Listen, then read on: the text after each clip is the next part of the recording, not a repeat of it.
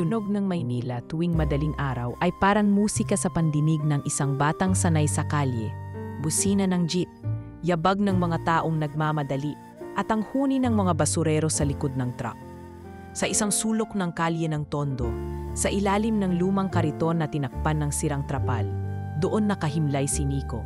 8 taong gulang, payat, madungis at may matang tila mas matanda pa kaysa sa edad niya.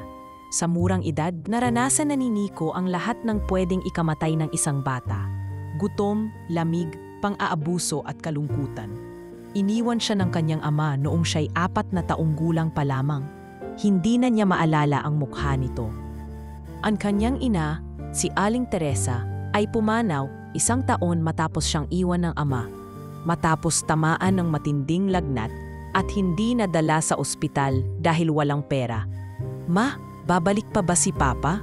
tanong ni Nico noon habang hinahaplos ang pisngi ng ina. Napakahina ng boses ng babae, ngunit sapat pa rin para marinig ang mga salitang iyon na magtatanim ng pag-asang pilit na kinakalawang sa puso ng bata. "Baka anak, pero kapag wala na si Mama, ikay na ang bahala sa sarili mo. Ha?" Mula noon, si Nico na nga lang mag-isa. Una siyang natutong mamalimos sa simbahan, kung saan palagi niyang nakikita ang mga mayayamang nakaputing barong at long gown tuwing linggo. Inapanood niya kung paano binabasbasan ng pari ang mga ikinakasal, kung paano umiiyak ang mga ina habang isinasayaw ng anak nilang lalaki ang babaeng mapapanasawa nito. Ang ganda siguro kung may pamilya ka rin na ganon. Bulong niya minsan sa sarili habang pinagmamasdan ang isang kasalan sa labas ng simbahan. Suot niya noon ang puting sando na halos hindi na puti sa dumi at shorts na tinahilang ng alambre sa tagiliran. Ang mga panaginip ni Nico ay simple lang, makakain araw-araw, makapag-aral at maranasan sanang may isang araw na tatawagin siyang anak ng isang taong tunay na magmamahal. Pero sa realidad, araw-araw ay laban. Sa umaga'y kailangan niyang makapaghanap ng tirang pagkain sa basura ng isang fast food. Sa hapon, maglalakad-lakad sa gilid ng palengke para makapulot ng botet lata na maaaring ipalit sa kaunting barya. Sa gabi, matutulog siyang nakayakap sa sako na may laman ng mga basang karton. May mga araw na halos sumuko na siya. Isang beses, habang naglalakad siya sa gilid ng riles, nakita niya ang isang bangkay ng batang halos kaedad niya. Wala na itong saplot at parang tinapon lang na basura. Tumitig siya rito at tinanong ang sarili, "Ako kaya, ganito rin ang kahihinatnan?" Sa kabila ng lahat, may kakaibang ilaw pa rin sa puso ng bata. Kapag may nakikitang mas batang pulubi, binibigyan niya ito ng kalahati ng tinapay na natira sa kanya. Kapag may batang babae na umiiyak dahil nawawala ang ina nito sa palengke, siya ang unang tutulong para maghanap. "Nico, Ara, meron sa likod ng bakery, baka may tira ulit." Sigaw ng kaibigan niyang si Tata, isang 6 na taong gulang na mas makulit kaysa matalino. Minsan ay parang si Nico na ang tumatayong kuya sa mga batang tulad niya. "Huwag mong takbuhan si Mang Rudy, ha? Huli kang umihi sa harap ng bakery niya." Paalala pa ni Nico habang magkasabay silang naglalakad. Sa gitna ng kanilang gutom at pagod, tila laro lang ang buhay sa kalye para kay Tata. Pero kay Nico, bawat araw ay isang patunay na dapat siyang mabuhay, hindi lang para sa sarili, kundi para sa pag-asa na baka balang araw may magbabago. Isang gabi, habang umuulan ng malakas, nagsiksikan ang mga batang lansangan sa ilalim ng tulay. Walang mahigaan, walang mainit na pagkain, at puro ubot sipon ang maririnig. Naroon si Nico, tahimik na nakatitig sa langit. "Diyos, kung totoo kang nandyan, pwedeng kahit minsan lang, ramdam ko sana na may nagmamahal."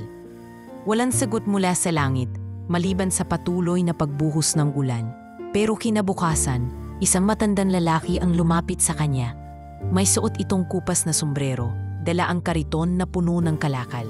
"Iho, gusto mong kumita kahit kaunti?" tanong ng lalaki. "Anong gagawin?" sagot ni Nico. "Tulungan mo kong magkalakal. Hatian tayo sa kita. Ayos?" "Ayos," simpleng sagot ng bata.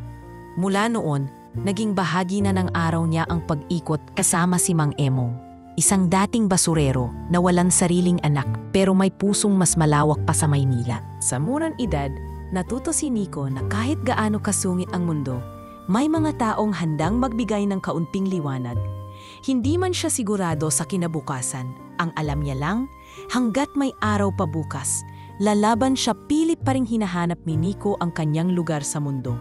Bagamat may kasamang Mang Emong sa pagkalakal, hindi pa rin sapat ang kinikita nila para sa matino at ligtas na pamumuhay sa isang sulok ng tondo. Kahit saan ka tumingin ay may bitbit na panganib. Mula sa mga adik na galit sa mundo hanggang sa mga pulis na mabilis magbitaw ng paratang kapag bata kang madungis. Isang umaga, habang si Nico ay nag-ahabang ng mga lalagyan ng soft drinks sa likod ng isang sari-sari store, biglang sumigaw ang tindera. "Hoy! Magnanakaw! Nahuli ko to! Sinubukang agawin ang kaha ko!" Natulala si Nico, nanigas sa kinatatayuan. Wala siyang intensyong magnakaw. Ang gusto lang niya sana ay humingi ng panindang medyo expired, gaya ng ginagawa niya sa ibang tindahan. Ngunit iba ang kwento ng tindera. Agad siyang pinaligiran ng mga tanod at ilang tambay sa kanto. "Huwag niyo kong hawakan! Hindi ako magnanakaw!" Sigaw ng bata, pilit na umaatras. Isang sapak ang sumalubong sa kanyang pisngi. Kasunod ang mga yabag ng sapatos na mariin siyang itinulak sa sementadong daan. Duguan ng labi ni Nico, habang binubugbog sa gitna ng araw ng mga taong mas pinili ang paratang kaysa paliwanag. "Matuto kang magtrabaho, bata, hindi puro hingi." Sigaw ng isa sa kanila. Walang umawat, walang nagtangkang magtanong. Ang batang lansangan ay agad nilang hinusgahan bilang masama. Nang sa wakas ay pakalis na ang mga tanod, iniwan si Nico sa gilid ng kalsada. Halos hindi makagalaw. Walang pumansin, maliban sa isang aninong dahan-dahang lumapit. "Ikaw ba yung kasama ko dati sa may palengke?" tanong ng matanda. Si Mang Emong pala, dala ang kanyang kariton at payong. "Hindi ko alam, tay, kung hanggang kailan pa ako tatagal sa ganito." Mahina ngunit diretsyo ang sagot ni Nico, habang pinupunasan ang sugat sa braso. "Tanda mo yung sabi ko sa'yo? Minsan, kailangan mong mamatay sa dating pagkatao mo para mabuhay sa bagong anyo." Ani Mang Emong. "Tara, linisin natin sugat mo. Hindi ka pwedeng bumigay ngayon."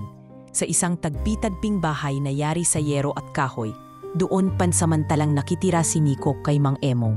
Binigyan siya nito ng mainit na sabaw, tinapala ng herbal na gamot ang kanyang mga pasa, at pinakitaan ng kaunting katahimikan. Hindi man marangya ang lugar, ramdam ni Nico ang kalmadong matagal na niyang hinanap. Kinabukasan, maaga silang bumalik sa pagkalakal.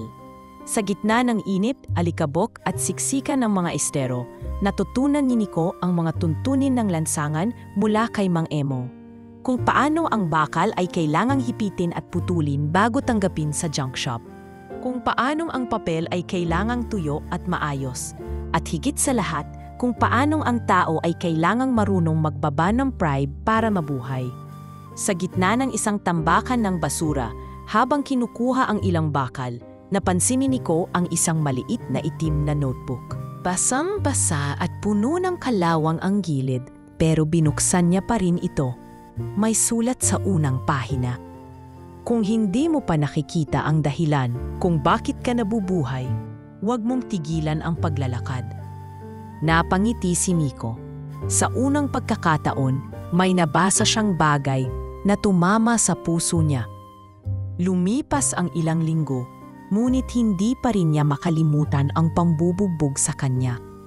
Naging mas mapanlikha siya sa mga kilos, mas tahimik, mas mapagmatyag. Hindi na siya basta-basta nagtatanong sa mga tindera. Hindi na siya naglalakad sa mga mataong lugar kung saan madaling mapagbintangan. Subalit minsan, kahit anong iwas ay hindi sapat. Isang hapon habang dumadaan siya sa isang eskinita, napagtripan siya ng dalawang lasing. Isa sa mga ito ay si Lando, isang tambay na kilala sa kanto bilang bayolente kapag nakainom. Bigla na lamang siyang sinigawan. "Uy, ikaw! Saan mo kinuha yung basket na bitbit mo? Sa nanay ko yan ah." "Hindi po, galing po ito sa kariton ni Mang Emong." Hindi pa man siya natapos magsalita ay sinampal na siya ng isa. "Tinuturuan mo pa ako? E palamunin ka nga lang ng kalsada." Tulad ng dati, wala siyang kalaban-laban. Ngunit bago pa siya muling masaktan, isang sigaw ang pumigil. "Tumigil kayo dyan!" Si Mang Emong. Bitbit ang isang tubo, sinugod nito ang dalawang lasing. Nagkagulo, nagsigawan ang mga kapitbahay. Sa huli parehong tumakbo ang dalawang lalaki. Habang si Nico ay nakakapit sa braso ng matanda, nanginginig sa takot. "Huwag mong hayaan na saktan ka lang basta," wika ni Mang Emong habang inaalalayan siya paalis. Ang mundong to, kahit may lason, may gamot rin. At ang gamot anak ay hindi galit, kundi tapang. Sa gabing iyon, hindi na umiiyak si Nico habang natutulog. Pinikit niya ang mga mata na may bagong alaala, hindi ng pananakit kundi ng pagkakalinga. At habang ang ulan ay muling bumuhos sa labas, nakahawak siya sa basang notebook na natagpuan niya. Binasa niyang muli ang sulat. "Kung hindi mo pa nakikita ang dahilan kung bakit ka nabubuhay, huwag mong tigilan ang paglalakad. Lalakad pa ako," bulong niya sa dilim. "Hanggang marating ko ang lugar kung saan hindi na ako tinatapakan." Ang buhay sa kalye ay parang alon, minsan mapayapa, minsan malakas ang hampas. Pero para kay Nico, sa kabila ng paulit-ulit na unyos, may dumating na munting alon ng pag-asa. 12 taong gulang na siya nang maranasan ang isang sandaling liwanag na kahit panandalian ay nag-iwan ng matinding bakas sa puso't isipan niya. Isang hapon ng Oktubre, habang naglalakad siya kasama si Mang Emong, nadaanan nila ang isang lumang simbahan na tinatawag ng mga tao sa paligid bilang ina ng liwanag. Maraming vendor sa labas, karamihan ay nagtitinda ng sampagita. Napansin ni Nico na kahit mababa ang presyo ng bulaklak, maraming bumibili. "Subukan mo kayang magtinda riyan?" Suhestyon ni Mang Emong. Hindi mabigat, mabago pa. Kumuha siya ng kaunting paninda mula sa kita nila sa pagkalakal at sinubukan ng magtinda ng sampagita sa labas ng simbahan. Sa unay walang kumapansin sa kanya. May ilan pa ngang nagtakip ng ilong o tumalikod sa kanya. Pero hindi siya nawalan ng pag-asa. Sa bawat ngiting ibinibigay niya habang iniaalok ang kanyang bulaklak, unti-unting may bumibili. Isang matandang babae na nakaupo malapit sa pinto ng simbahan ang napansin ang sipan ni Nico. Si Aling Pilar, isang kilalang vendor ng kandila sa lugar. Laging nakakunot ang noo at palaging galit sa mga batang lansangan na nakikigulo sa kanyang pwesto. "Hoy bata, huwag kang mangharang ng daan. Baka matapakan niyang paninda mo," sigaw niya minsan habang dumaraan si Nico. "Pasensya na po, Aling Pilar," sagot ni Nico habang iniayos ang kaniyang bitbit. Ilang araw din siyang binabara ni Aling Pilar, pero palaging magalang ang bata. Hindi siya sumasagot, hindi rin nagtatampo. Isang gabi habang naghahakot ng natitirang kandila si Aling Pilar, nakita niya si Nico na nakaupo sa gilid ng pader, nangangatog sa lamig. "Anong ginagawa mo riyan?" tanong niya. "Nagpapahinga lang po. Wala na kasi si Mang Emong, nasa ospital. Ako na lang muna mag-isa." Tahimik si Aling Pilar sa ilang segundo. Pagkatapos ay iniabot niya ang isang lumang jacket. "Hindi pa ako nababaliw, pero para sa'yo na to. Hindi ako palaging masungit." "Ha? Tumatanda lang?" Mula noon, naging mas malambot ang puso ni Aling Pilar kay Nico. Pinayagan niya itong manatili sa gilid ng kanyang pwesto at minsan pa ay binibigyan niya ito ng tirang pagkain. Dahil dito, unti-unting naipon ni Nico ang kaunting kita at lakas ng loob. Isang umaga, may lumapit na guro na galing sa simbahan. Nakita niya si Nico habang ito'y nag-aalok ng sampagita. "Aba, ang sipag mong bata. Marunong ka bang magbasa?" "Konti lang po, ma'am," sagot ni Nico habang nakangiti. "Gusto mo bang pumasok sa paaralan? Kilala ko ang principal sa public school sa kabilang barangay. Kung papayag ka, tutulungan kitang makapasok," alok ng babae. Hindi na nagsayang ng oras si Nico. Kinabukasan ay pumunta siya sa nasabing paaralan. Bitbit ang pangalan na inimbento niya, Nico Sanchez, dahil wala siyang tunay na birth certificate.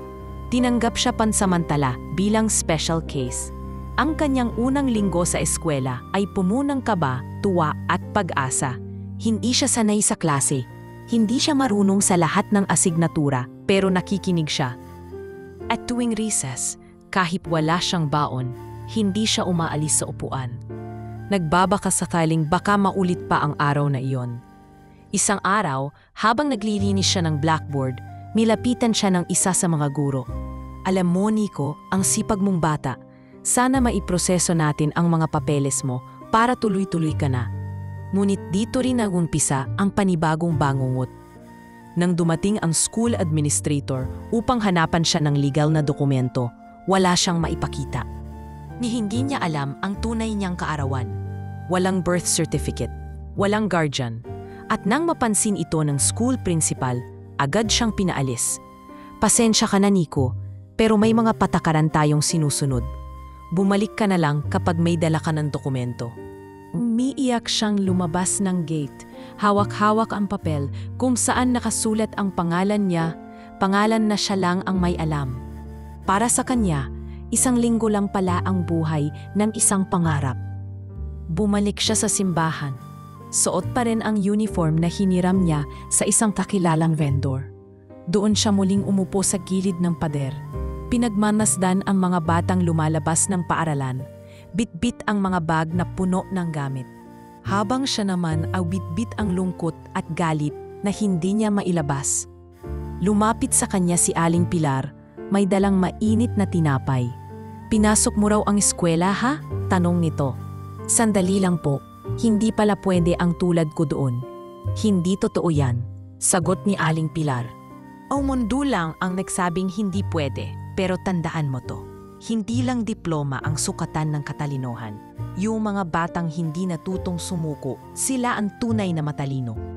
Dito nagsimulang mabuo ang bagong paninindigan ni Nico. Kung hindi siya tatanggapin sa mundo ng mga may papel, gagawa siya ng sariling daan.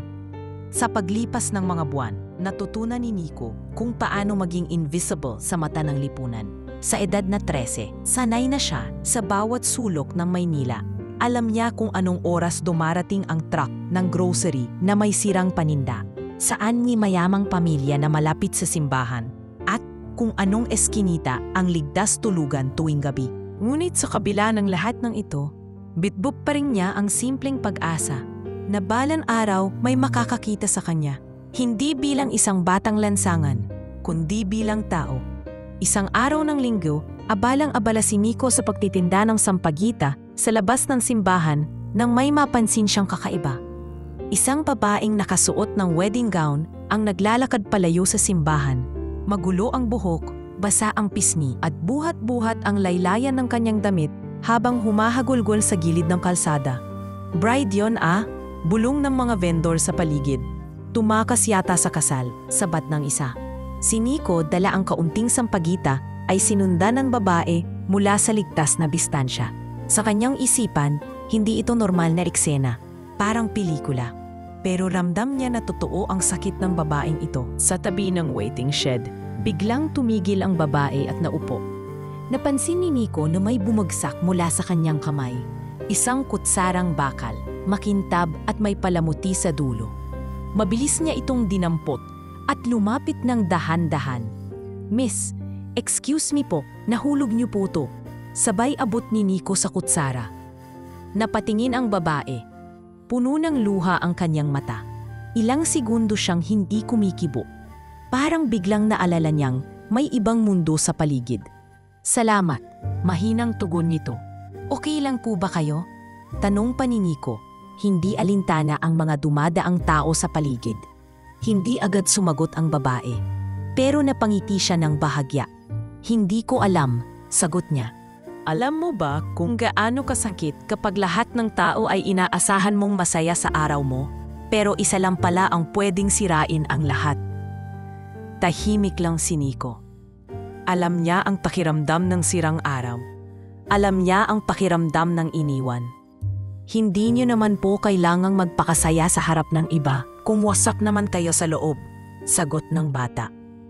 "Pero kung totoo pong may nagmamahal sa inyo, balik kayo sa simbahan."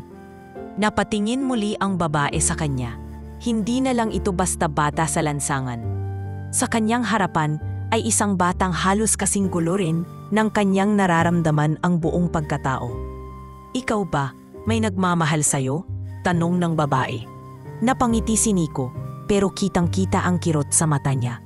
"Wala pong permanenteng ganun sa kalye, pero araw-araw po akong umaasa Tumayo ang babae, hawak-hawak ang kutsarang ibinalik ni Nico. Ang kutsarang to ay parte ng gift set sa kasal.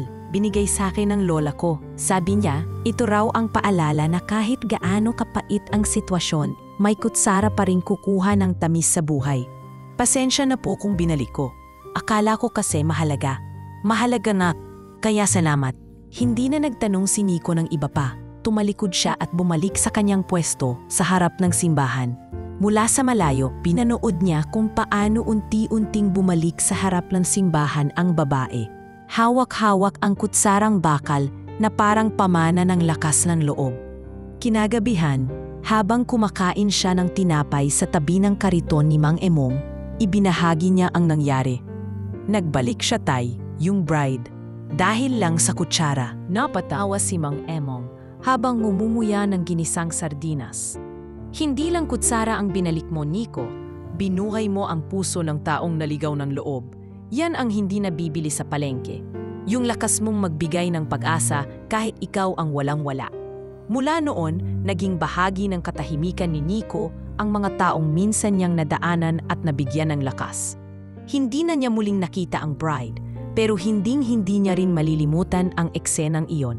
Sa kanyang mga munting pagtulong, walang naghihintay ng gantimpala.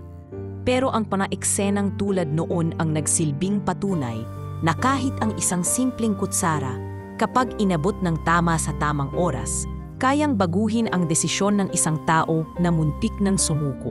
Sa patuloy na pagtakbo ng kanyang buhay sa lansangan, naging mas bihasa si Nico sa pag-iwas sa gulo, sa pagtanggap ng pait, at sa pagnipi sa kabila ng kawalan. Pero hindi siya kailanman naging manhid sa isang bagay, ang uri ng tingin na tila dumudurog ng pagkatao. Isang Sabado ng hapon, habang nagtutulak ng maliit na kariton ng mga bulaklak para kay Aling Pilar, nadaanan ni Nico ang isang high-end na mall sa Ermita. Doon ay nakasal na ginaganap sa malaking event hall at dahil sa bulaklak na kailangan para sa dekorasyon, nakisama siya sa taga-bitbit. Nakapasok siya kahit saglit, suot ang lumang t-shirt at pantalon na may bahid ng alikabok. Habang nakatayo sa isang sulok, pinagmamasdan niya ang engranding setup. Mga chandelier na parang bituin, violin music na tila musika ng langit, at mga bisitang naka-Amerikana at bestidang parang galing sa pelikula. Ngunit kasabay ng pagkamangha, naramdaman niyang may nakatingin sa kanya. Sa likod ng isang grupo ng kabataan, naroon ang 4 na lalaki at babae na tila nasa kolehiyo. Naka-branded na damit, may hawak na cellphone na mukhang mas mahal pa sa halaga ng buhay niya. Uy, tingnan niyo to, sabi ng isa, may pulubi sa wedding. Tawanan, kuha ng video. At bago pa siya makaalis, binuhusan siya ng malamig na soft drink sa ulo. Cool ka na bro? Sabay-sabay silang nagtawanan. Hindi nakagalaw si Nico. Basang-basa, nanlalamig at halos hindi makahinga sa pagkabigla. Pero walang tumulong, lahat ay nanonood lang. Kahit ang ilang waiter ay lumingon pero agad din umatras, baka raw masangkot pa. Umalis siya sa hall, hindi na naghintay ng tapos ng kasal. Sa likod ng mall, umupo siya sa gilid ng estero at pinisil ang kanyang t-shirt. Lumalaban ang luha sa kanyang mga mata, pero hindi niya ito pinayagan. Mas pinili niyang tumitig sa kanyang refleksyon sa tubig, isang batang putik-putik, yalang laban, at tila hindi karapat-dapat para sa mararangyang lugar na iyon. Ano bang masama sa akin? Tanong niya sa sarili. Bakit kahit anong gawin ko, ganito pa rin ang tingin nila sa akin? Kinabukasan, hindi siya pumasok sa simbahan. Hindi rin siya nagtinda. Umiwas siya sa lahat. Nagtago sa ilalim ng tulay kung saan siya minsang natulog noong panahong bagong ulila pa lamang. Doon niya pinakawalan ang lahat ng sakit na naipon sa kanya. Hindi galit ang nararamdaman niya, kundi ang lalim ng tanong kung talagang may puwang pa ba ang katulad niya sa mundong ito. Nang gabi na at tahimik na ang paligid, may humintong lalaking pulubi sa tabi niya, si Mang Cardo, na minsan niya rin natulungan noon. Anong problema, iho? Tanong nito. Wala po, maikling sagot ni Nico. Gusto ko lang mawala. Ganun ba? Sagot ni Mang Cardo habang sinisindihan ang kanyang gasera. Alam mo bang minsan, yung pakiramdam na gusto mong mawala, yun din ang simula ng pagbabalik mo sa tamang daan. Tahimik si Nico. hindi mo kasalanan kung saan ka isinilang. Pero kasalanan mo kung doon ka rin mamamatay nang wala kang sinubukang baguhin. Bumangon si Nico kinabukasan. Dahan-dahang lumapit sa simbahan, dala ang ilang tirang sampagita. Walang ngiti, pero may pagbangon. Doon niya unang naramdaman muli ang tapik ni Aling Pilar. O akala ko tumigil ka na? Tanong ng matandang vendor. Hindi po, nagtago lang sandali. Bumalik ka, ibig sabihin hindi ka talunan. At sa simpleng sandaling iyon, muling bumukas ang pinto sa mundong unti-unting pinipilit ni Nico na pasukin. Ngunit sa kanyang puso, nakaukit na ang mga matang mapagmataas. Hindi para takutin siya, kundi para ipaalala na may mga taong bababalang ang tingin sa kanya kung mananatili siya sa lupa. At simula noon, pinangako niya sa sarili, isang araw hindi na siya tatanggaping bisita sa mga lugar na iyon. Dahil siya na mismo ang magiging dahilan kung bakit nagbabago ang tingin ng mundo sa mga katulad niya. Ang gabi sa Maynila ay may sariling ritmo. Humihimig ang mga truck, kumakalansin ang mga bote sa likod ng mga kariton, at may halong halakhakan ng mga lasing, sigawan ng away at minsan tahimik na hikbi ng mga kaluluwang naliligaw. At sa gitna ng lahat ng iyon, si Nico, 14 na taong gulang, ay muling natutong dumaan sa gabi na parang anino. Hindi napapansin, hindi kinikilala. Pero may mga gabing hindi mo kayang takasan. Isang 10 oras ng gabi, habang hinahanap ni Nico ang iniwang kalakal sa gilid ng isang minimart, biglang sumigaw ang babaeng cashier sa loob. Hoy, magnanakaw! Binitbit yung basket ng paninda. Nagulat si Nico. Hindi siya ang kumuha. Narinig lang niya ang kaluskos, ngunit bago pa man siya makapagpaliwanag, isang gwardiya ang sumulpot at agad siyang pinadapa sa semento. Ako po! Hindi po ako yon. Di ko po kinuha yon. Pagsusumamo ni Nico habang pinipigilan ang pag-iyak. Huwag ka na magpalusot. Nakita kang may hawak. Sigaw ng lalaki, sabay posa sa bata. Makalipas ang ilang minuto, isinakay siya sa mobile ng pulis at dinala sa pinakamalapit na presinto. Doon, inilagay siya sa isang madilim na holding cell. Wala siyang sapin sa paa, malamig ang sahig, at ang tanging kasama niya ay ang amoy ng kalawang at pawis na nanunuot sa semento. Tahimik lang si Nico. Hindi na siya lumaban. Iniisip niya, baka nga ito na ang dulo ng kwento niya. Sa isip niya, walang maniniwala sa katulad niyang madungis. Walang dokumento, walang pamilya. Ngunit sa kabilang bahagi ng estasyon, may isang janitor na nakapansin sa kanya habang nagwawalis ng hallway. Si Kuya Ramil, isang dating preso na ngayon ay tahimik na nagtatrabaho sa istasyon, ay napansin ang batang tahimik at tila walang gana sa buhay.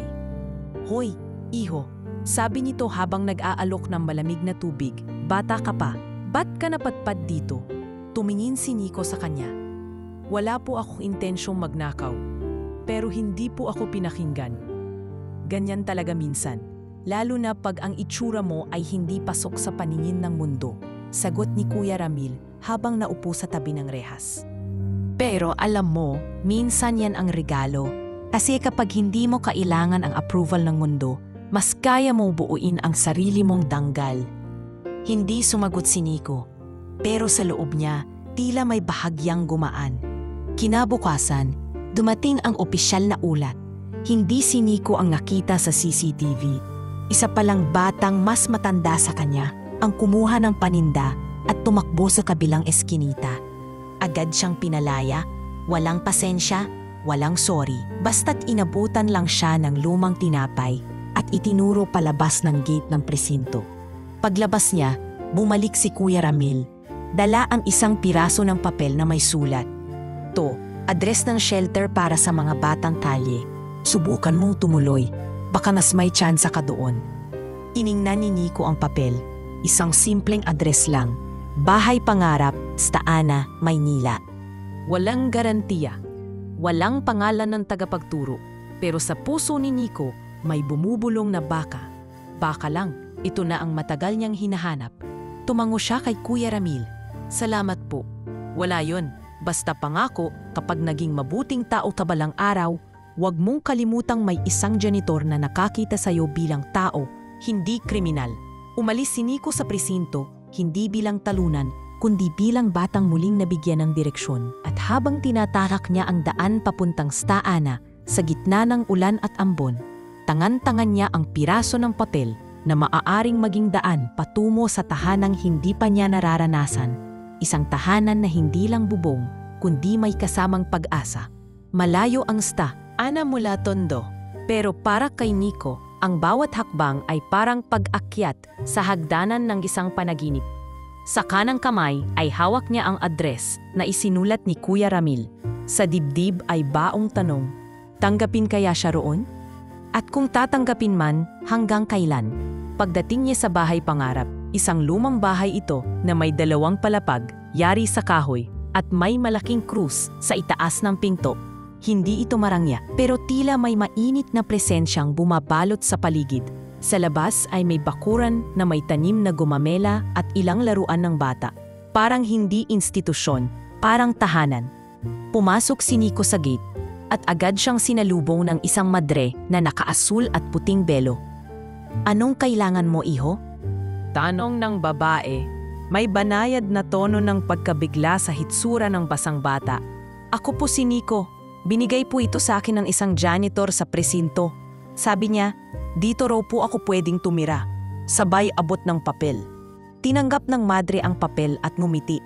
Ako si Sister Liza. Pumasok ka anak, magpapakain muna tayo. Sa unang pagkakataon, pinakain si Nico ng mainit na sopas habang nakaupo sa isang malinis na mesa. Tahimik siyang kumain. Pinakikiramdaman ang paligid. Sa loob ng bahay ay may ilang batang lalaki at babae. Karamihan ay mukhang kasing edad niya. May ilan pang mas bata, ang iba'y mukhang galing din sa lansangan. Pagkatapos kumain, inalalayan siya ni Sister Liza, papasok sa isang silid na may kama, unan at kumot. Dito ka muna matutulog. Malinis na danit, nasa ibabaw ng drawer. At Nico, dagdag niya bago lumabas ng silid. Hindi mo kailangang magpaliwanag. Basta dito, anak ka namin. Sa gabing iyon, hindi siya nagising sa kusina ng sasakyan, sa sigaw ng lasing o sa hampas ng ulan. Nagising siya sa tahimik na katahimikan at sa unang pagkakataon, may unan siyang niyakap. Hindi kahon, hindi sako, kundi tunay na unan na may amoy ng sabon. Sa mga sumunod na araw, pinasok siya sa alternative learning system ng shelter. Tinuruan siyang magsulat, bumasa at magkwento. Natuwa sa kanya si Teacher Lina, isang dating public school teacher na voluntaryong nagtuturo tuwing umaga. Nico, galing ka pala sa Tondo? Doon ako lumaki? Kwento ni Teacher Lina.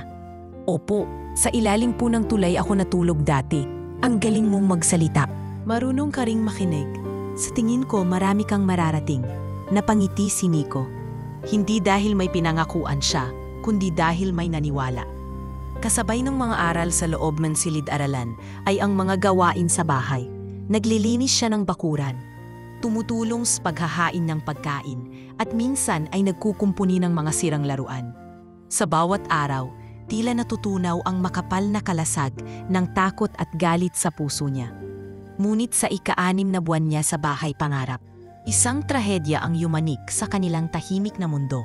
Isang gabi, habang natutulog ang lahat, narinig nila ang malalakas na kalabog mula sa bakod. Pinasok ng grupo ng mga adik mula sa karatig na eskinita ang bahay. Humahalughog ng gamit, naghahanap ng makakaltas. Nagsisigawan ang mga bata. Si Sister Liza ay nagtangkang awatin ang isa sa mga lalaki, ngunit natulak ito at tumama ang ulo sa pader. Nanay Lisa sigaw ni Nico habang pilit na kinakaladkad ang madre papalayo sa panganib. Dumating ang mga pulis makalipas ang 30 minuto pero huli na ang lahat. Maraming gamit ang ninakaw at si Sister Liza ay isinugod sa ospital, wala sa malubhang kalagayan pero kailangang magpahinga. At dahil sa nangyari, pansamantalang isinara ang bahay at inilipat sa ibang shelter ang ibang bata. Si Nico, dahil hindi pa rin maayos ang dokumento, ay muling isinantabi sa listahan ng mga pwedeng dalhin.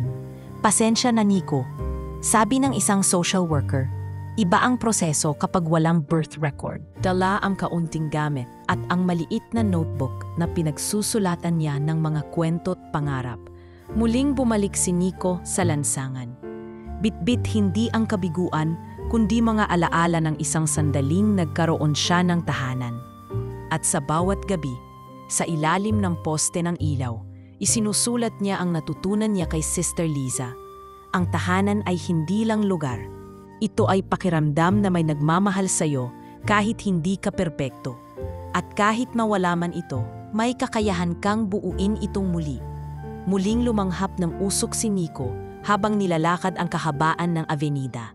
Sa edad na 14, nararamdaman na niya ang bigat ng mundo hindi lang sa katawan, kundi sa kalooban. Mula sa ilang buwan ng kaunting kapayapaan sa bahay pangarap, nayo'y balik muli siya sa lansangan, sa mundo ng alikabok, pangungutya at gutom. Pero iba na siya ngayon. Hindi na siya ang batang madalas umiyak sa likod ng kariton. Sa halip, naging tahimik siyang mandirigma, matatag, alerto at hindi na madaling lokohin.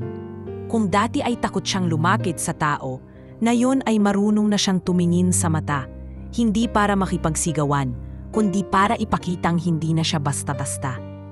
Habang lumilibot siya isang hapon sa gilid ng riles, may grupo ng kabataang lalaki ang lumapit. Kilala ang grupo bilang Gapang Boys, mga kabataang sindikato na sumasali sa petty crimes gaya ng snatching, panty raid at delivery ng ilegal na produkto para sa mas matatandang tulak. Ang leader ng grupo, si Rico, ay halos kasing edad lang niya pero kilala sa lugar bilang maangas at delikado. Uy, ikaw yung Nico, di ba? Galing kang shelter dati, no? Tanong nito habang mumimuya ng kende. Bakit?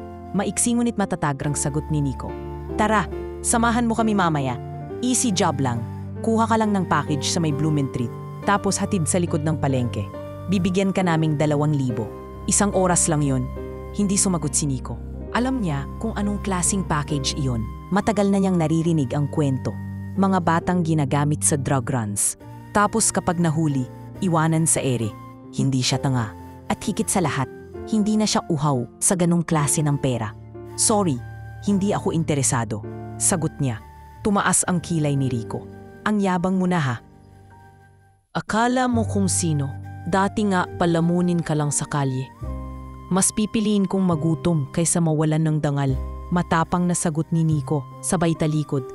Pero bago pa siya makalayo, isang bigwas ang dumapo sa kanyang batok. Bumulagta siya sa gilid ng daan, ngunit agad siyang bumangon. Pinalibutan siya ng grupo. Inilag niya ang sumunod na suntok, pero tinamaan pa rin siya sa tagiliran. Pag binigyan ka namin ng pagkakataon at tinanggihan mo, problema ka. Bulalas ni Rico habang tinadyakan siya sa dibdib. Nang may dumaang pedicab, agad itong sumigaw. Hoy, anong ginagawa niyo sa bata? Nagkagulo ang grupo at tumakbo palayo. Ang sumaklolo sa kanya ay isang lalaking may puting buhok, gwardiya sa isang lumang warehouse, si Mang Tibor. Inalalayan niya si Nico patayok. Bakit di ka lumaban? Hindi po ako hayop para makipagpatayan, sagot ni Nico habang hawak ang kanyang tiyan. Dinala siya ni Mang Tibor sa kanyang barracks at binigyan ng yelo at mainit na lugaw. Habang kumakain, tinanong siya ng matanda, bakit hindi ka pumatol sa offer nila? Dahil hindi ako lalaking palaging palusot.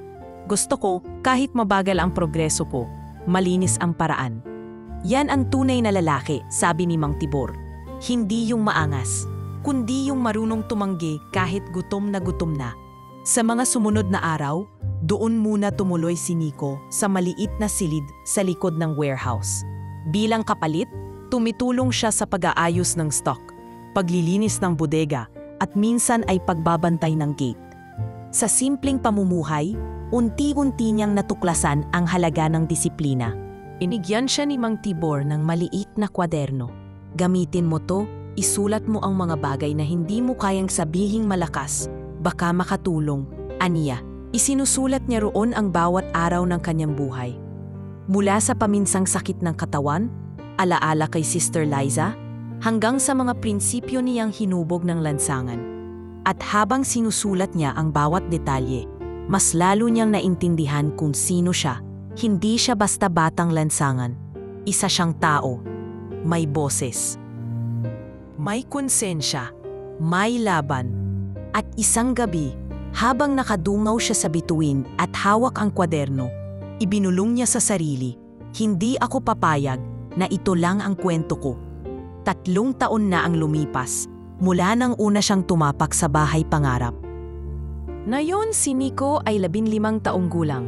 Mas matangkad, mas malinis, at may halimuyak na ng dignidad sa bawat kilos. Hindi na siya ang batang kinakatakutan sa kanto. Sa halip, siya na ang bata na binabati ng mga tindera sa palengke at tinatawag ng mga gwardya bilang Nico yung masipag.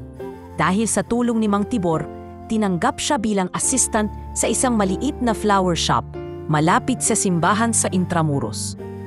Doon siya natutong magtali ng buke, mag-ayos ng bulaklak para sa asal, at higit sa lahat, magsalita sa paraang may galang at may kumpiyansa. "Sir Nico, ito na po yung white roses para sa bride," sabi ng isa sa mga batang helper habang inaabot ang tray. "Salamat, pakilagay sa basket." "Ako na bahala mag-load sa van," sagot niya. Suot ang uniforme ng flower shop. Isang simpleng polo na may tatak ng kanilang negosyo. Maaliwalas ang mukha niya kahit napawisan. Dumaan ang araw at dumating ang isang malaking order mula sa isang kilalang event stylist.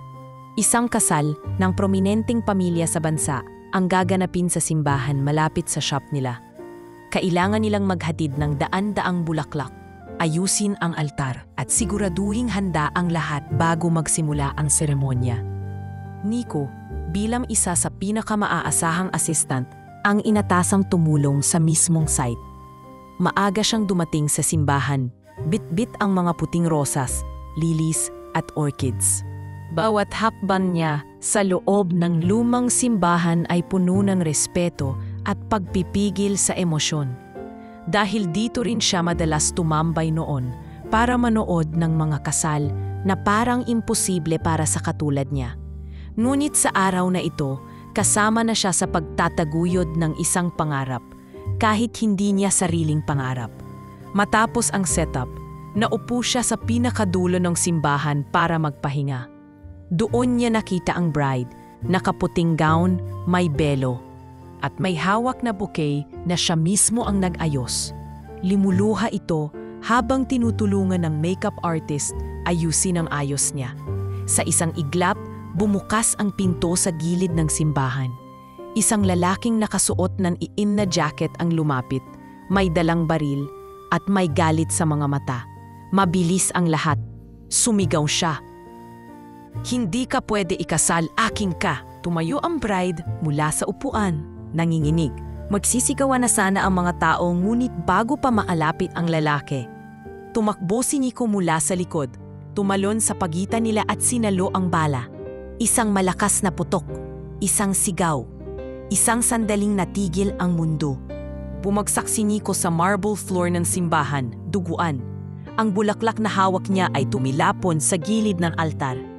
"May bata! May tinamaan ang bata!" sigaw ng isang bisita. Tumakbo ang bride palapit. "Diyos ko, siya yung assistant sa bulaklak. Bakit mo to ginawa?" Mahinang ngumiti si Nico kahit halos hindi na makahinga. "Ayokong may mamatay sa harap ng altar. Dapat dito lang," umiiyak sa tuwa. Ilang minuto lang ang lumipas. Dumating ang ambulansya. Tumakbo mula sa pinto ang isang lalaking nakatuksido, si Marco Avellino, ang groom, kilala sa buong Maynila bilang bilyonaryo ng mga property empire. Nang makita ang dugo ang katawan ng batang sumagip sa bride, napaluhod siya sa tabi nito. "Bata, huwag mong isuko, tulungan niyo kami dito." Hinawakan niya ang kamay ni Nico at tinakpan ng kanyang puting panyo ang sugatang dibdib. At sa momentong iyon, walang mayaman, walang mahirap, isang batang lansangan ang naging tagapagsalba ng isang pag-iisang dibdib. At isang bilyonaryo ang biglang napaisip, paano kung ang batang ito ang dahilan ng pag-asa na matagal na niyang hinahanap? Sa gitna ng sigawan, pag-iyak at tawag ng ambulansya, may isang bagay ang hindi mawawala sa eksenang iyon. Isang batang nakaputing damit, hindi dahil sa karangyaan, kundi dahil sa kadalisayan ng kanyang intensyon. Tumakbo ang oras sa ospital na parang alon, tahimik sa una, pero bigla ang lumalakas sa bawat tibok ng puso. Si Nico, na nakaratay sa emergency room, ay nakikipaglaban para sa buhay. Ang sugat mula sa tama ng bala sa kanyang tabiliran ay malapit sa baga at bagamat naagapan ang pagdurugo, kritikal pa rin ang kanyang kondisyon. Sa labas ng operating room, naghihintay si Marco Avellino, ang groom na may hawak pa rin ng puting panyong may bahid ng dugo ng batang nagligtas sa kanyang asawa. Ang kanyang asawa na si Clarice ay tahimik lang na umiiyak sa gilid ng waiting area, ni hindi maalis sa isip ang huling sinabi ni Nico bago ito mawalan ng malay. Ayokong may mamatay sa harap ng altar. Marco, sabi ni Clarice habang hawak ang kamay ng asawa, bakit ginawa niya yun? Ni hindi niya tayo kilala. Dahil marahil mas malaki ang puso niya kaysa sa lahat ng bisitang naroon, sagot ni Marco pilit na pinipigilan ang damdamin. At marahil mas marunong pa siyang magmahal kaysa sa atin. Matapos ang mahigit 3 oras sa operating room, lumabas ang doktor. Stable na po siya, pero kailangan ng mahaba-habang damutan at rehabilitasyon. Muntik na pong tumagos sa baga. Kung hindi po siya nadala agad, hindi siya makakaligtas. Napaupo si Marco sa isang silya. Napapikit, huminga ng malalim. Ang batang ito, isang walang pangalang assistant sa Bulaklakan, ang nagligtas hindi lang sa kasal nila, kundi sa buong araw na minsan nilang pinangarap. Kinabukasan, nang magkamalay si Nico, unang tumambad sa kanya ang malalambot na kumot, ang tunog ng makina at ang isang siluetang pamilyar. Si Marco, buhay ka. Hindi na nakapagsalita si Nico. Sa kanyang pag-idlip ng ilang minuto, muling bumalik ang mga alaala ng lansangan, ng mga gutom na gabi, ng pagbubuhat ng kalakal, at ng mga tingin na para bang wala siyang karapatang mabuhay. Pero sa sandaling ito, sa malamig na silid ng ospital, sa presensya ng taong pinagpala sa yaman at pangalan, may nagsabi sa kanya ng mga salitang buong buhay niyang hinintay marinig. Makalipas ang ilang linggo, tuluyang gumaling si Nico. Inilipat siya sa isang pribadong wing ng ospital at doon ay sinimulan ang rehabilitasyon. Sa bawat araw ng pagbawi ng lakas, dumadalaw si Marco. Minsan dala ang mga libro, minsan dala ang laptop at tinuturuan siyang gumamit ng Word. Minsan dala lang ang katahimikan, pero iyon ang pinakamasarap sa lahat. Ang alam mong may taong andyan, tahimik mang nanonood, pero hindi ka iiwan. Sa isang gabi ng Sabado, dinala siya ni Marco sa roof deck ng ospital. Doon ay pinakita sa kanya ang mga bituin. Alam mo ba, Nico, hindi ko akalain na sa araw ng kasal ko, mas may bida pala kaysa sa akin? Tumawa si Nico. Hindi po ako bida, dumaan lang po ako sa eksena. Huwag mong bawasan ang halaga ng ginawa mo. Minsan, isang saglit lang ng kabayanihan ang nagbabago ng buong buhay ng iba. Tahimik ang bata, huminga siya ng malalim, sabay tanong, Sir Marco, kung hindi po ako sumalo ng bala, iniwan niyo rin po ba si Clarice? Napatawa si Marco. Hindi, pero baka hindi ko rin siya pinaglaban ng ganung katindi. Ikaw ang nagpapaalala sa akin kung bakit dapat mahalin ang taong pinili ko.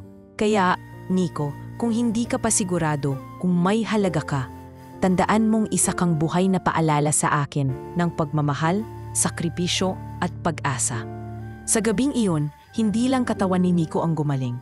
Ang puso niyang minsang iniwan ng mundo ay unti-unting binubuo ng bagong yugto ng buhay. Hindi bilang ulila sa kalsada, kundi bilang batang may bagong tahanan. Pagtalipas ng ilang buwan ng paggaling at tahimik na paglalakbay sa ospital, si Nico, na minsang itinuturing lamang na batang kalye, ay lumipat na sa isang panibagong mundo. Isang mundong puno ng tanong, takot at pangako. Tinupad ni Marco Avellino ang kanyang sinabi, "Ako na ang bahala sa'yo." At ang salitang iyon ay hindi na natiling salita lamang, ginawa niya itong realidad. Dinala si Nico sa isang private residence ni Marco sa Tagaytay. Isang malawak na bahay na may taniman ng lavender, mansanila at mga rosas. Sa unang gabi, hindi siya halos makatulog. Ang kama ay mas malambot pa sa alinmang bagay na kanyang nahigaan, at ang aircon ay mas malamig pa kaysa sa gabi ng Disyembre. Para sa isang bata na lumaki sa ilalim ng kariton at sako, ang katahimikan ay mas nakakatakot kaysa sa ingay ng Maynila. Kinabukasan, habang nakaupo siya sa terrace at pinagmamasdan ang hardin, lumapit si Clarice, dala ang isang tray ng mainit na tsokolate. Nico, bungad niya. Alam mo bang halos araw-araw akong umiiyak sa simbahan pagkatapos ng kasal? Hindi dahil sa trauma, kundi dahil sa'yo. Napatingin si Nico, hindi sanay tumanggap ng ganoong kabigat na pahayag. Ginising mo kami ni Marco, ibinalik mo sa amin ang pananampalataya. At ngayon, gusto kong itanong, anong gusto mong gawin sa buhay mo? Napaisip si Nico, hindi niya alam ang sagot.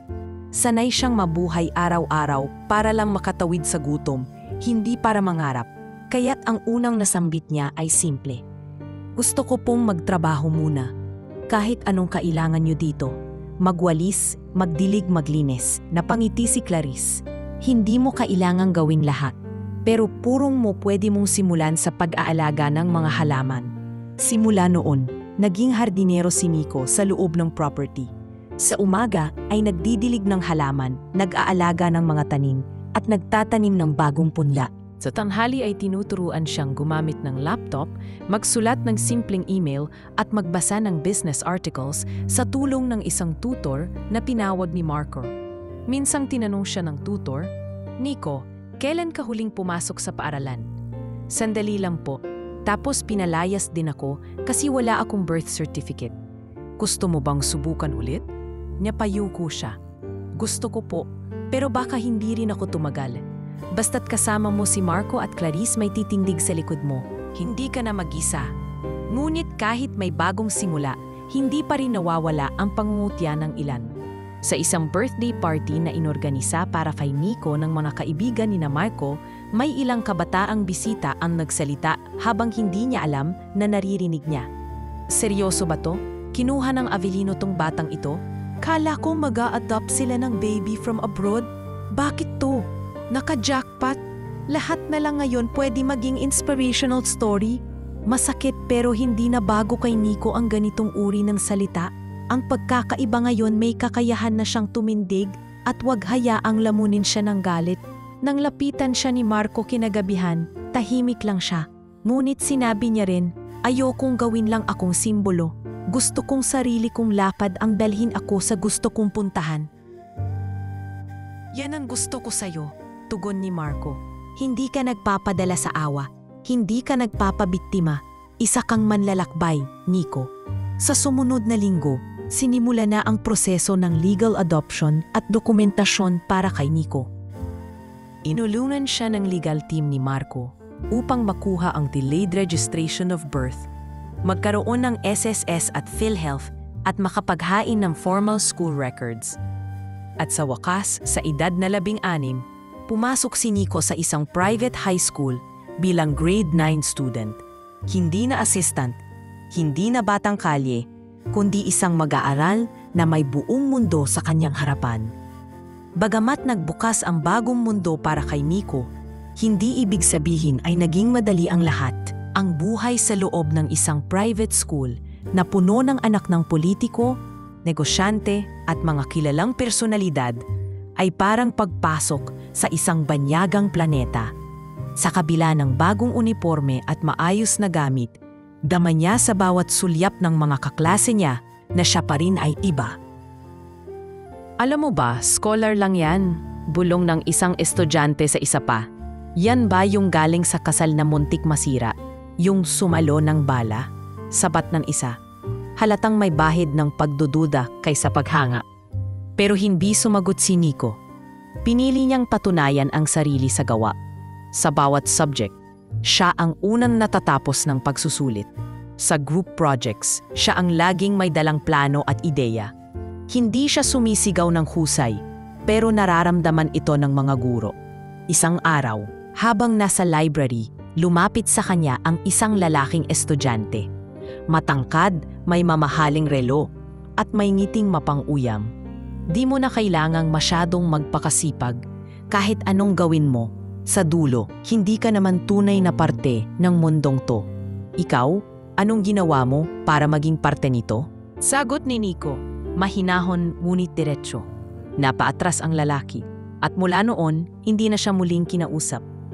Ngunit sa loob ng pamilya ni Marco, hindi rin naging ganap na maaliwalas ang lahat. Ang pinsan nitong si Ivan Avelino, isang matapang at ambisyosong businessman, ay lihim na tutol sa pagtanggap kay Nico sa pamilya. Sa isang dinner party, habang nakaupo ang mga Avellino sa iisang hapag, binasag ni Ivan ang katahimikan. Napakaganda ng kwento, Marco. Pero sana wag mong kalimutan na ang kumpanya natin ay pinaghirapan ng dugot pawis ng totoong Avellino. Hindi pulubi. Hindi charity case. Tahimik ang lahat. Si Nico, bagamat nasaktan, ay piniling hindi magsalita. Ngunit bago pa matapos ang gabi, lumapit sa kanya si Marco at binigyan siya ng isang liham. Isa sa mga sulat ng kanyang yumaong ama.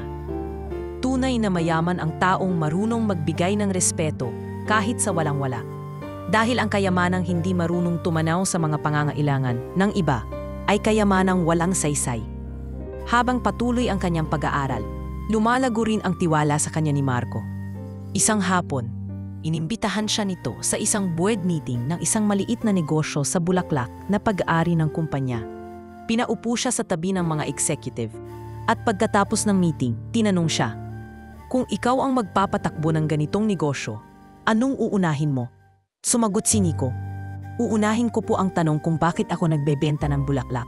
Dahil kung hindi ko alam yung dahilan, baka mamaya bulaklak lang ang maayos pero bulok ang ugat ng negosyo." Nagulat ang mga executive. Mula sa isang simpleng bata, lumitaw ang paninindigan ng isang leader. Simula noon, sinimulan ni Marco ang isang mentorship program para kay Nico.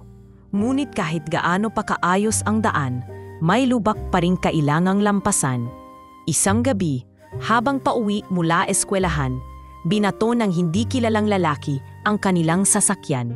Nabasag ang salamin. Sa gilid ng kalye ay isang pader na may spray paint, hindi kakailanman magiging Avellino. Sa gabi ring iyon, nagkulong si Nico sa kwarto.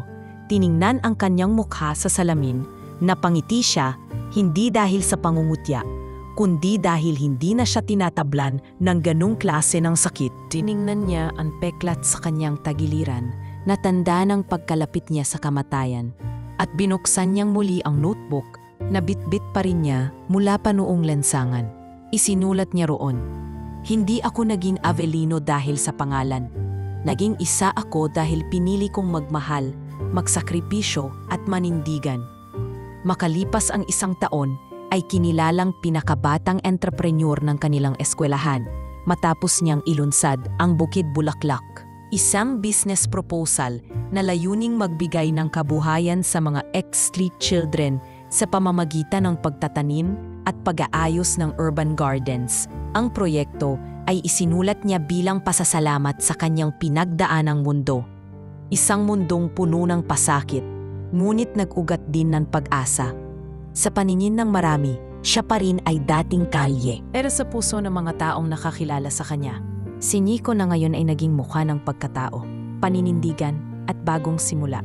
Sa edad na 20, si Nico ay nakatayo sa entablado ng isang kilalang kolehiyo sa Maynila. Nakasuot ng toga, may medalya sa leeg at may palakpakan sa paligid na hindi pa niya naranasan noon. Hindi na siya basta dating batang lansangan. Siya na ngayon ang valedictorian ng kursong entrepreneurship sa kursong kanyang tinapos sa loob ng 4 na taon. Sa kanyang graduation speech, tumayo siya ng tuwid sa harap ng mahigit 100 estudyante, guro at mga magulang. Huminga siya ng malalim bago magsalita. "Maraming beses akong pinaniwala ng mundo na wala akong mararating. Pero narito ako ngayon hindi para ipakita na mali sila, kundi para ipakitang tama ang kabutihan." Tahimik ang buong silid at sa likod ng auditorium, makikita sina Marco at Clarice, luhaan, proud at masaya. Sa tabi nila ay ang mga batang dating nakasama ni Nico sa lansangan, mga dating kalye boy na ngayon ay bahagi na ng isang misyon na lumalaki pa. Matapos ang pagtatapos, tinanggap ni Nico ang alok ni Marco na maging business partner sa isang foundation na matagal ng plano, Project Altar, isang non-profit na layuning bigyan ng bahay, edukasyon at pagsasanay ang mga batang lansangan.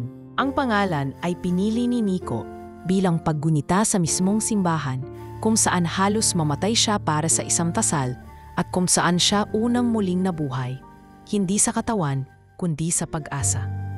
Gusto kong lahat ng bata na tulad ko magkaroon din ng altar. Hindi lang altar ng kasal, kundi altar ng bagong simula. Ani Nico sa panayam ng isang mamamahayag mula sa TV. Isang taon matapos mabuo ang foundation, pinalikan ni Nico ang tondo, hindi na bilang palaboy, kundi bilang pinuno ng isang programa. Nasa harap niya ngayon ang halos 30 batang lalaki at babae. Karamihan ay payat, madungis, at parang nawalan na ng tiwala sa mundo. Kuya Nico, sabi ng isa, totoo bang dati kang natulog sa ilalim ng kariton? Mas maraming gabi pa sa ilalim ng tulay kaysa sa kama, sagot niya sabay ngiti. Totoo bang wala kang pamilya dati? Tanong pa ng isa. Wala noon, pero ngayon, kayo na ang parte ng bago kong pamilya. Habang nagbibigay ng bagong tsinelas at uniforme ang team ng Project Altar, napansin ni Nico ang isang batang lalaking kasing liit niya noong una siyang pinulot ng mundo. Tahimik ito, hawak-hawak ang bulok na laruan. Anong pangalan mo? Tanong ni Nico. Jasper po. May pamilya ka? Wala po, sagot ng bata, hindi makatingin sa mata. Lumuhod si Nico sa harap ng bata at iniabot ang kamay. Ako rin dati ganyan, pero may mga taong naniwala sa akin. Simula ngayon, Jasper, may magmamahal sa'yo. Sa isang charity dinner sa lungsod, habang nakatayo si Nico sa harap ng mga negosyanteng minsan ay tiningnan siyang mababa. Ipinaalala niya ang halaga ng kabutihan sa bawat desisyon. Hindi ko nakamit ang lahat ng ito dahil magaling ako. Nakamit ko ito dahil may isang taong naniwala na hindi hadlang ang pinagmulan sa galing ng kinabukasan. Kung kayo rin ay magtiwala sa mga tulad namin, hindi lang kami ang magbabago, kayo rin. Sa isang gabi, habang nasa balcony ng bahay ni Marco, nakaupo si Nico katabi ni Clarice. Natupad mo na lahat ng pangarap mo? Tanong niya. Hindi agad sumagot si Nico. Tumingala siya sa bituin. Hindi pa. Pero ngayon, hindi na ako nangangarap para sa sarili lang. Nangangarap na ako para sa mas maraming Nico sa lansangan. Alam mo, sabay abot ni Clarice sa kanya ng isang bagay, matagal ko nang gustong ibalik to, kutsarang bakal. Ang mismong kutsarang ibinalik niya noon sa bride na umiiyak sa kalsada. Simula lahat dito, sabi ni Clarice. Ito ang paalala na kahit gaano kapahit ang mundo, laging may isang taong magpapaalala ng tamis ng kabutihan. Sa huling pahina ng kanyang notebook, isinulat ni Nico, ang kabutihan ay parang bala, hindi mo alam kung kailan ito tatama, pero kapag ginawa mo ito ng kusa, kayang baguhin ang buong direksyon ng isang buhay. Tulad ng sakin,